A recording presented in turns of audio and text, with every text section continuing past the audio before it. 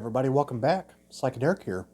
Figured I'd do a recent finds video, sort of a vinyl update today. It's been a while since I've done one of these. I was planning to originally release it on Monday, but I had to kind of reschedule because something got in the way, kind of messed up my whole, outside of work schedule. So I did plan on releasing 2 videos this week. I was going to do my Acid Archive entry on like Thursday, Friday. I don't know if I have enough time yet to do my 3rd entry, but if not, it'll be pushed out next week at least. Hopefully. I'll just have to play it by ear. But I do have,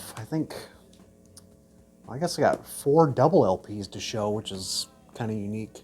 And then I got some 45s I picked up about 2 weeks ago now in Sioux City. My mom and I took a jaunt down there just to kind of get out of Dodge and celebrate her birthday. We gambled a little bit. Came out with a little chunk of change, which ain't too bad for me. If you guys missed my live stream last Friday, I pretty much covered all of these. But this is just a little more in-depth discussion. Doing a formal video. Yeah, so we hit up a few flea markets in town.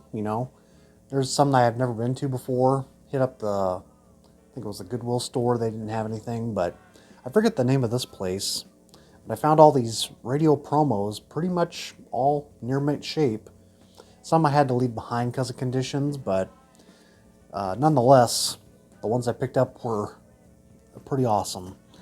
So a lot of RCA Victor ones too, which is unique. And this is the first one. This is a keeper, the Brothers. Bad Love, but the plug side is Bad Way to Go, which was featured on a Pebbles compilation, Volume 8. They're both sides are pretty similar. They're very energetic, up-tempo, a lot of frenetic energy going on. Very much garage pop, not so much on the rock side. Farfisa organ as well. So it's very much a pretty cool slice of garage there. Goes for a chunk of change. And I think this one was like the highlight as far as like the valuable ones. Willie Kendrick, You Can't Bypass Love. I got this one currently on Discogs. I think this are selling for about over $100 now in some spots, some areas on Discogs. You Can't Bypass Love and Give Me Lots of Lovin'. It's kind of like a soul single. I forget where this person's located, but couldn't really tell if it was a male or female artist by my first impressions. And then I got Leonard Cohen, Suzanne, the plug side. I also got this one on Discogs for sale too. Hey, That's No Way to Say Goodbye. That side played a little better. Suzanne plays about VG. It's a very soft track, so there are a few moments of pops, but it's nothing too severe. When you look at it, look at that sheen. It shines up really well. And then, that one didn't have the company sleeve, but then I found this one, The Spectrum, Saturday's Child, with Samantha's Mind. I think this is a UK beat pop group, sort of a mod sound. I think this was comped on one of the Piccadilly Sunshine compilations. There are several of them. I used to have this 45. I think I gave it to a friend or something, but it's back in the collection. Nothing mind-blowing, but, a good slice of pop. And then we got Leslie Gore of It's My Party, and I'll Cry If I Want To fame. We got It's a Happening World. It's the B-side, but the A-side, Magic Colors. She, it says it was released on her LP, her full-length, Magic Colors, but at the time, I guess it never officially released till years later on, like, CD or something. So, I don't know what the scoop was behind that. And then the last one here, The Hassles, Billy Joel's first group. What is this one? Let Me Bring You to the Sunshine. And then 4 o'clock in the morning. Which, one of these tracks was like a non-LP, and the other was off the LP on their second record. And I actually don't have either one of their LPs yet. I just never see them. I think I've spotted the second one, but upon first impression, I wasn't really impressed by it. But then after picking up the single, I revisited it, and yeah, I think I'd definitely pick it up now. It's a lot more kind of slower, dramatic, sort of Vanilla Fudge kind of bag. I really dug what I heard. But now moving on to the LPs, very happy to cross this one off the want list. Played this one on the live stream, and you know, condition-wise could always be better, but like I say, man, as long as it plays, it stays. The Farm Band. The sleeves definitely suffered from some age wear. It's got some splitting going on, but who cares, right? I can handle some splits, and I'll get it repaired sometime down the road. But look at these graphics, man. Look at the inside. Definitely a commune. Just love the whole back cover too, and totally nails what you're going to get into here. So this, the Farm Band, I mean, their origins kind of go back to San Francisco with Stephen Gaskin, I think was his name. Kind of led the pack to Tennessee. And you might think to yourself, well, it's probably one of those cult rock records, and it very much comes off like that, but I think they were pretty genuine as far as their outlook on life. You know, they started from scratch on a plantation farm, learned how to farm and, you know, kind of grow crops and, you know, do these morning meditations, which is displayed here on the back and is presented on the record too. It opens up with Ohm. It's like a 2-3 minute track, starting with a few singular voices, and then it kind of reaches like, you kind of go into the stratosphere with, you know, them all going Ohm, doing their whole mantra chant. And this is on the mantra label. It's a self-released label here. Double LP. And I like the way I described it online. I mean, I think it fits. I said it kind of sounds like, it kind of reminds me if Almond 2 relocated to Tennessee and they were inspired by, you know, early Allman Brothers or the Grateful Dead. I would say this is probably a pretty close result.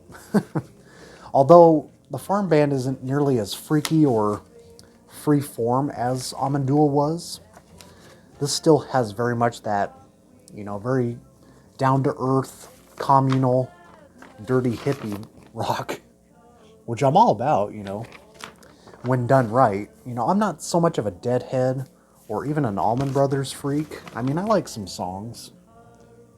But once Grateful Dead kind of merged into that stripped down acoustic stuff like, you know, American Beauty, I mean, I kind of pick and choose tracks. I'm not a fan of like the whole full lengths. I know some people are, but I do have a cutoff point with the Dead.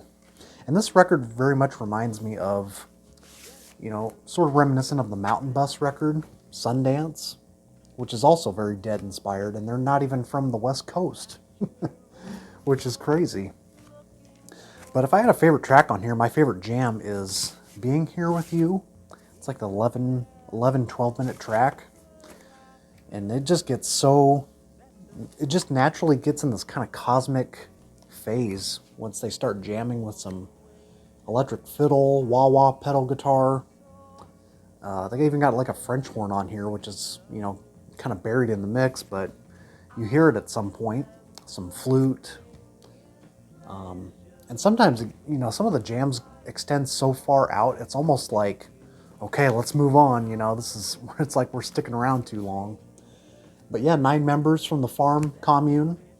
There's an awesome documentary on this whole commune, which I've only started like 10 minutes in. Looks pretty interesting. Came out like 10 years ago or so. Looking forward to diving into that. But yeah, biggest original I picked up so far this year. And then, speaking of other double albums, you know, this is one that I was looking up different releases on Rockadelic on Discogs, just seeing what was for sale, and I noticed this was listed for $15. And for a double album on Rockadelic, it's a no-brainer for me. So I picked up Framework with their album Skeleton. It's a seldom talked about Rockadelic title, in my opinion. It's got an interesting fold out here, which I'm not sure if I'm a fan of. Kind of folds out in these different, you know, sort of like X-ray diagrams or something. But yeah, they only released 145 back in the day. The Direction, which I think was the B-side, and then the A-side was I'm Gonna Move, which opens up the record. And there's several different sessions which I'll kind of dive into here. but it talks about their whole backstory. You know, they started out in San Diego, another West Coast group, and this guy kind of led the pack. What's his name? Jerry McCann? Yeah.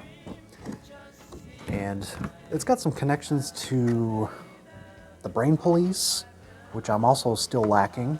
Just can't find an affordable copy for like 20 bucks. And this is actually kind of a unique pressing. It's 4 of 10 test pressings. And someone actually listed this on Discogs, this very exact copy, and yet they sold it under the stock photo or the stock release. And I think I got this from the Record Safari dude, which I'm sure you guys know. But yeah, pretty cool backstory. They only lasted maybe a year, but they've definitely had some jams with Country Joe and the Fish, Steve Miller Band when they were, you know, doing their San Francisco days. And it definitely starts out in that kind of vibe, you know, very much a psychedelic, ascetic blues thing going on, which I do like, and I kind of wish they kind of kept that flow. They were doing really well. And then, you know, like I mentioned, the direction, it's kind of considered like their strongest track. And the group themselves claim in the liner notes they don't even remember recording it because they were so blitzed on LSD or something. And then there's like an acoustic session at Elektra Record Studios, which one of the members, I think it was Jerry McCann, who would later go on to record a full length on there under a different name. I forget the name. But then there's a couple tracks here, Iron Door and Funny Kind of Sunshine.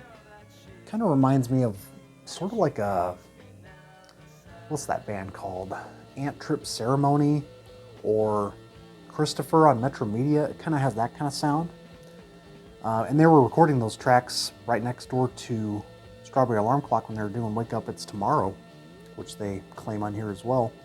And then the last of side 2 are sessions done in this living space along the coastal region when they were living together. And then side 3 and 4, the other disc, is different excerpts taken from a live tape that was archived for years, and they kind of took the best parts and kind of synced them together. Some new tracks, and then I think there's like a couple from the previous record on here. So overall, it's a mixed bag. It's definitely varied, and it's not necessarily consistent, but I think the strengths here make it worth owning, just for the few starting tracks alone. But then the beginning tracks on side 2 really propelled this thing even further for me. But considering it was unreleased at the time, you know, getting kind of a late, because I think this came out in 1999, so kind of a later date. But I was very pleased with the price. You know, 15 bucks for this, like I said, no brainer. And then these last 2 are recent local picks. This is one I actually asked my local shop if he could get a copy in, because I was kind of curious about this recent release. You know, I've been hearing good things, and I had listened to their previous live recordings that have been coming out, and this is like the 3rd of the trilogy so far. This is Can, live in Paris, 1973. I have listened to the other ones. I think this is still my favorite. I listened to this online before picking it up, and after Future Days, you know, after their classic period, I'm just not much of a fan of those works. I mean, they're still tight, they're still great in some aspects, but I just kind of like the classic area from, you know, 73, 74, and then I kind of cut off from there. But man, the last couple years I've been on a Can kick, just always revisiting, you know, different songs of theirs, and all of their albums are just uniquely, individually, singularly fresh, if I had to say so myself. Comes with a booklet here. The liner notes aren't that great. They kind of just, they don't even say much about the tape's origin or anything. It just kind of, I don't know, kind of powders them up in a way that is kind of silly.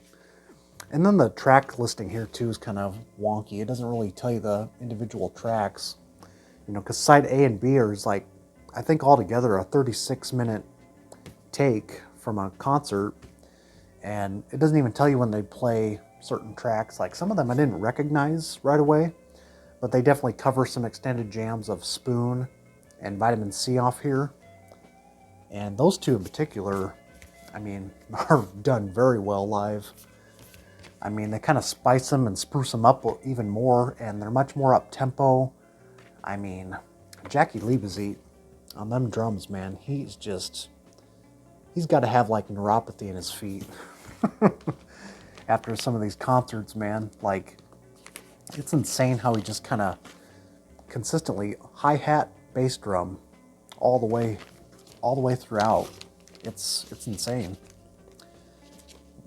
And that's just always why I look up to him even more now. I mean, they just influence so many different styles of music that you might not even think about typically.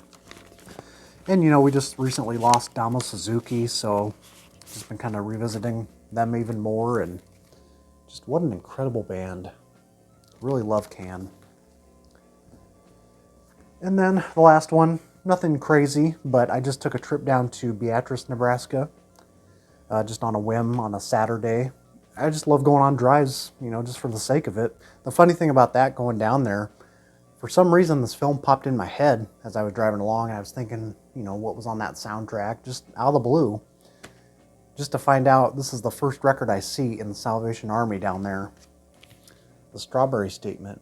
I've only seen the film once, but, you know, it kind of left an impact on me. It's sort of like a Vietnam protest drama with some like romance aspects, which, you know, it's of its time. It's not like it's aged the best, but it has kind of a cool soundtrack. And I like how on the front here it mentions like Crosby, Stills, Nash and Young, Crosby, Stills and Nash, and then you got Neil Young, as though they're totally different people. And then Buffy Sainte-Marie, Thunderclap, Newman. But I do, yeah, that's like the main theme on here is the circle game with Buffy Sainte-Marie. But I love how it has the early tracks of Neil Young on here, like The Loner and like Down by the River. Yeah, it's got Something in the Air by Thunderclap Newman. So, yeah, it's pretty clean shape too. Every time I see this, it's always trashed, you know. So I was really glad to seek this out. Not like it goes for anything, but it's kind of a cool soundtrack to pick up, just for fun. And that is all I got for now. I don't have anything I've ordered recently this week. And like I mentioned, the Acid Archive entry number 3 is actually one that someone did, but I'm going to kind of take my own, do my little own take on it. Still kind of expand it and get the word out that people should listen to this record because it's very, very singular, very unique. And I think that's all I got for now. Take care, and we shall see you soon.